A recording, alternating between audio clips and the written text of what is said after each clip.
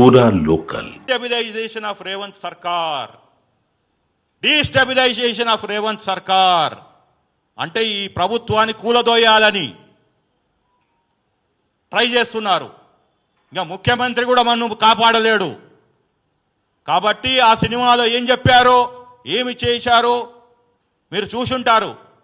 అదే ఇక్కడ రీల్లో జరిగిన స్టోరీని రియల్గా చేయాలని చూస్తున్నారు. ఇవాళ రేవంత్ గారి సర్కార్ని కూలదోసి వాళ్ళకు అనుకూలమైన ముఖ్యమంత్రిని పెట్టాలనే కుట్రతోటి గత 48 గంటలు ఈ హైదరాబాద్లో రాజకీయాలు నడుస్తున్నాయి, తెలంగాణలో రాజకీయాలు నడుస్తున్నాయి.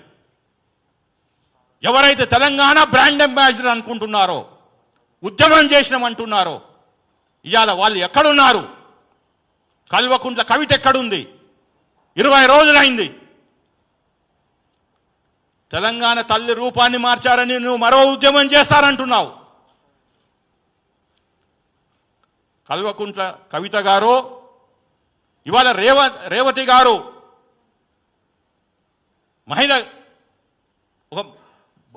ఒక సామాజిక వర్గం, ఆర్యవైశ్య, నెలకి 15-20 వేలు వచ్చే కుటుంబం, ఆమెను పరామర్శించడానికి పోలేదు.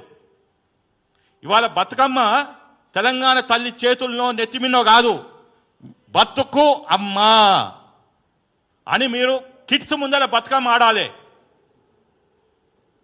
బతుకమ్మ అక్కడ ఆడితే తెలంగాణ తల్లి దీవెనలతోటి ఆ బాలుడు బయటకు వస్తాడు. అది స్టోరీ.